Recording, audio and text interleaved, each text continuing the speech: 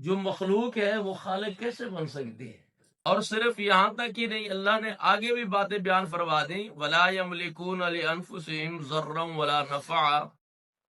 اور نہ ہی وہ اپنی جان کے نفع اور نقصان کے مالک ہیں۔ اللہ کے علاوہ جن لوگوں نے اپنا رب سچے کو چھوڑ کر اوروں کو معبود بنا لیا، ایک تو وہ خود کچھ نہیں پیدا کر سکتے بلکہ وہ مخلوق ہے، اور دوسرے نمبر پر وہ اپنے جان کے نفع اور نقصان کے بھی مالک نہیں ہے۔ اور تیسری بات اللہ نے فرمائی، وَلَا يَمْلِكُونَ مَوْتًا وَلَا حَيَاةً وَلَا نُشُورًا، اور نہ ہی وہ موت کے، نہ زندگی کے، اور نہ ہی قیامت والے دن اٹھنے کے وہ مالک ہیں۔ کچھ بھی نہیں کر سکتے، نفع نقصان کے مالک نہیں ہے،